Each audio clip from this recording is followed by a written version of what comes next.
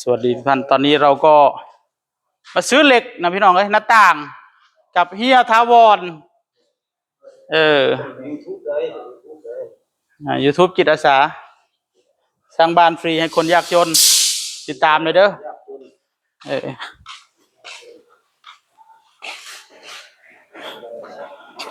เอาไปได้บ่ยาวๆตัวนี้วะพับบ่หรือว่าเขาแงะใส่นี่บ่ฮะเนาะปลูกน้ำกันเลยเนาะน้ำหนักสิได้อยู่เนาะ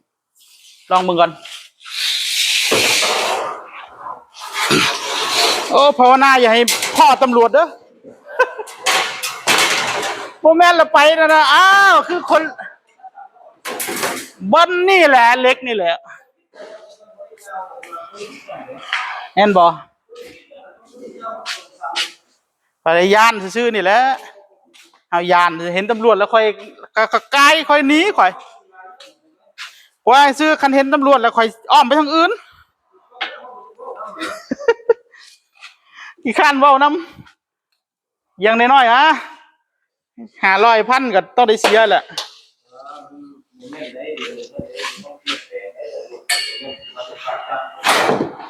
เดี๋ยวเขาบ่ได้หัวซาน้ำเฮาเด้เขาบ่ได้อันหัวซาว่าไปเฮ็ดจิตอาสาเป็นหยังบ่ได้เกี่ยวเด้อันข่อยแก้ของเอาไปเฮ็ดวัดเขายังจับมาแล้วเด้เขาบ่ได้เกี่ยวได้เหรอเอาหันยาคู่ไปนำก็จับได้เลยนี่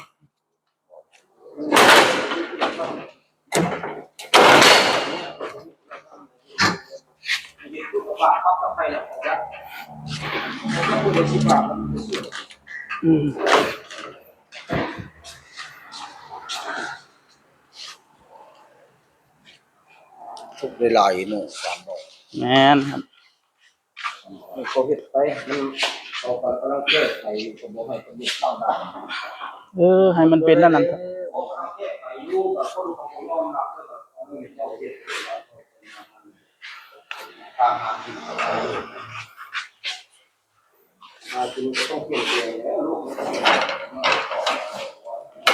ต่างประเทศเขาบ่มีเลยเนาะ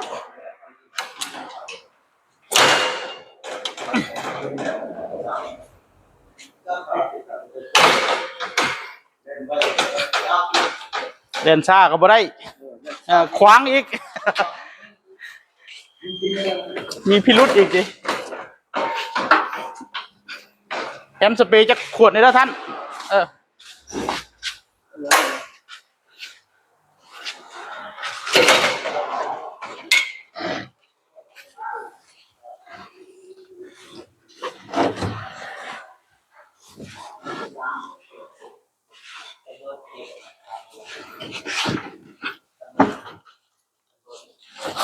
นี่นะ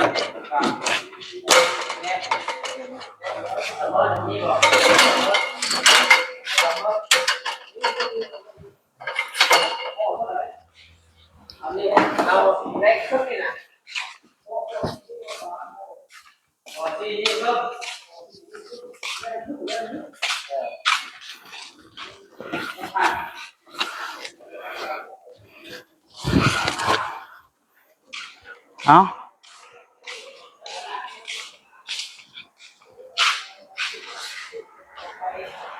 ซื้อเหล็กไปทั้งหมด1 2 3 4 5 6 7 8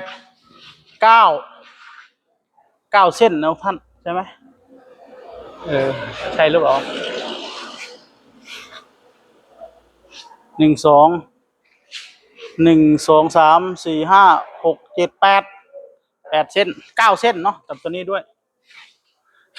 มาดูกันว่ากี่บาทนะท่านขอขอบคุณแม่วารุณีนะท่านที่เมตตานะครับในส่วนของหน้าต่างนะท่านไปจ่ายเงินเพิ่นปะนี้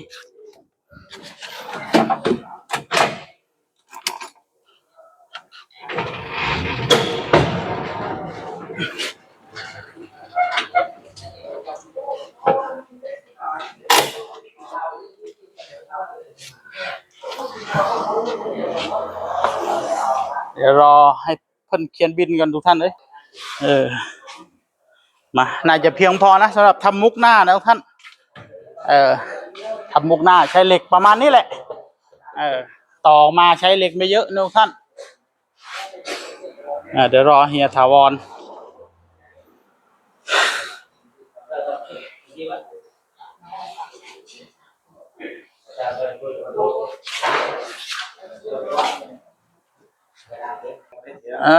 มาโอ้ขอบคุณหลายๆนี่เท่าไหร่ท่าน499ขาด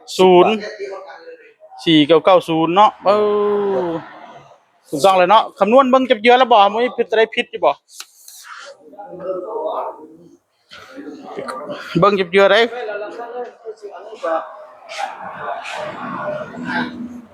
เบิ่งจับเยอะตัวนี้อีกบ่สั่งตัวนี้4เส้นได้ตัวนี้ได้4เส้น1 2 3 4คือกันละเด้4เส้น2เส้น2เส้น1เส้น2ชุดคือกันละโอนบ่โอนครับผมโอนมาเลขบัญชีประวัติมีบ่ประวัติมีก็บ่ได้บันทึกเอาไว้แล้วท่านเอ้ยออมสิน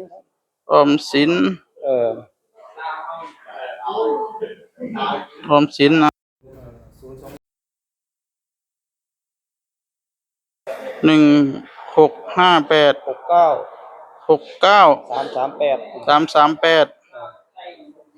ท่านบันทึกไว้ในรายการโปรดเนี่ยก็ได้เด้อ4990ขาดอยู่10 บาทบ่ถึง 5,000ท่านอันนั้นถ้าท่านอยากอันนั้นก็บันทึกไว้ในรายการโปรดนะได้เดี๋ยวทำสิมีบันทึกในรายการเพิ่มนี่เนาะเพิ่มในรายการโปรดเลยเนาะมันก็สิเฮาก็สิรู้จักชื่อนะครับเลยนะถ้าสมมุติว่าเกิดอันนั้นนี่มันเฮียถาวรก็เอาบันทึกไว้เลยบันทึกไว้ก็ได้เฮียถาวรเฮาจะเอาออกบ่ได้ก็ได้แล้วแต่นะเฮียถาวรท่านบันทึกในรายการโปรดแล้วบัดนี้นะบัดยามสิโอนจะได้บ่ต้องถามหาเนาะถ้านอกจากมันโอนบ่ได้ครับเพราะว่าทำไมเพราะว่ามันตอนนี้บ่ได้ธนาคารเนาะมันสิมันโอนเข้าผมมันก็สิบอกเฮาเลยโอเคเฮียถาวรบันทึกไว้แล้วเรียบร้อยโอเคขอบคุณหลายๆเมื่อได้บัดนี้ได้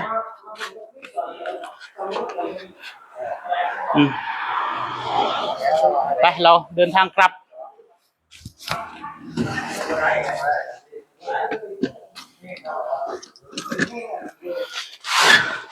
ไปเมื่อบัดนี้ภาวนาอย่าให้พ่อตำรวจพี่น้องเอ้ยแม่นเล่ลัดอยู่ทางแยกในแล้วข่อยไปเดินทางครับไปในเด้อ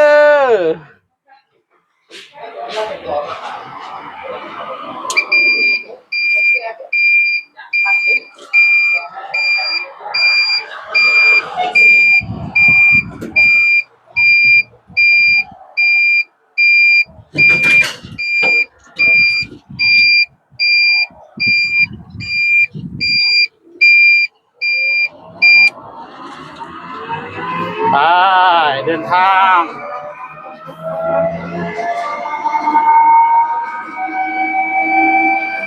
เดี๋ยวแวะซื้อยาให้แม่ก่อนนะท่านแม่โดนเงี้ยงปลานะแม่โดนเงี้ยงปลากดนะท่านแม่โดนเงี้ยงปลากดตำมือนะตำไปจนถึงกระดูกเลยเป็นรูเลยทุกท่านเลยแล้วก็เจ็บแขนทุกท่านอยากกินพาราอยากกินพาราสักเม็ดนึงแล้วก็อันนี้นะท่านที่ติดแผลนะอะไรแนวติดแผลเนาะเขาเรียกอะไรนะพัตเตอร์เนาะพัตเตอร์ติดแผลเดี๋ยวไว้ซื้อร้านขายยาท่าน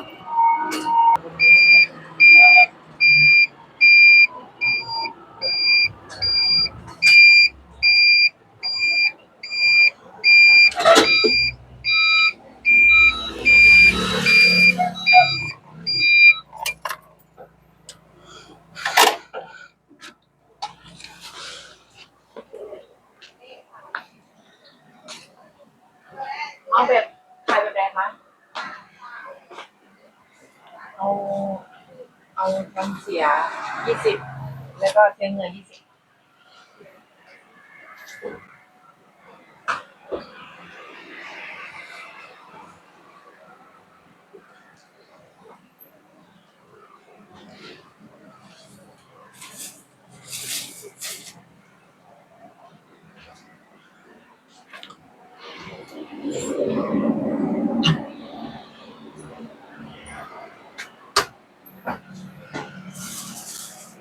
พัตเตอร์ติดแผลแบบกันน้ำนะแล้วก็แบบธรรมดาน้ำ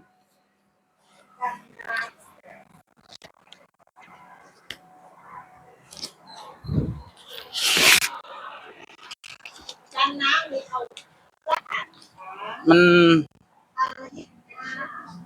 เอาจาก2 อัน ก็มันแผ่นจะเอาแผ่นน้อยแผ่นใหญ่ส่วนไหน โอ้เอาอันน้อยๆแบบน้อยๆหนึ่งนะ โอ้ เออแค่น้อยๆหนึง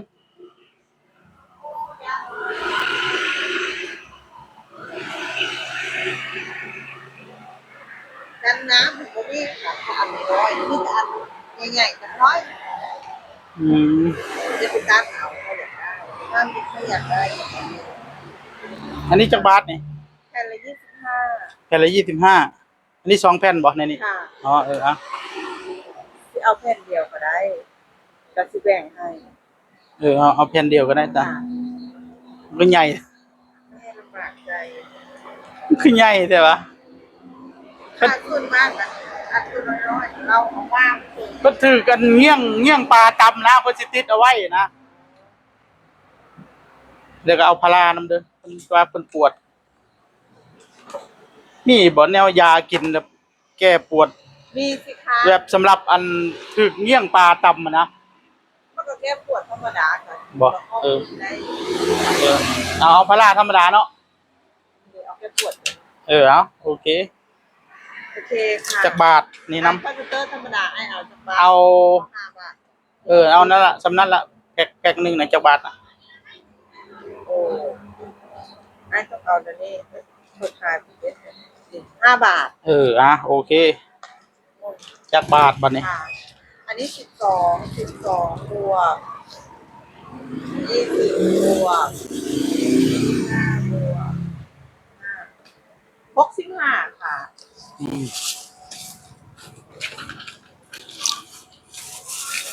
จ้ะ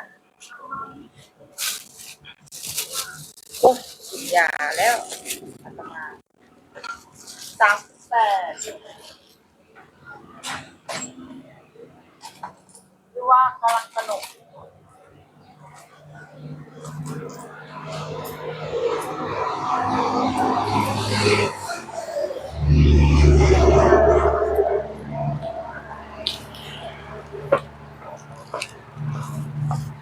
ซื้อสปอนเซอร์ให้แม่ด้วย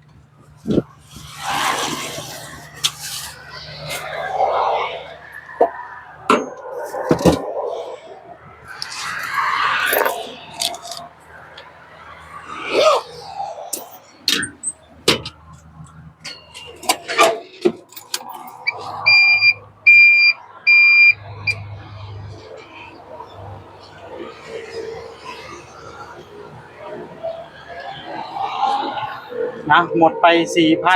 4,990 บาทนะท่านเกือบ 5,000 ซื้อหน้าต่าง2 บานเฉพาะหน้าต่างก็ 3,000 แล้วนะหน้าต่างแล้วก็เหล็กนะเหล็กไปเกือบ 2,000นะท่าน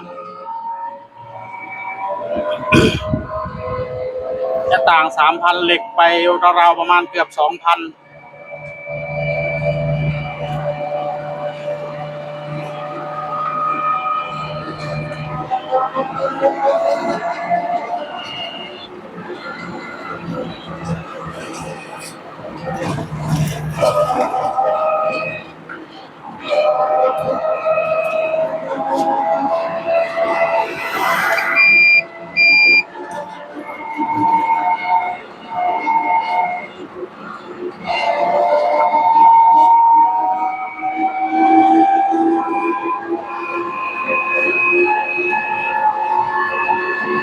ฝากไว้ที่นี่ท่านเดินทาง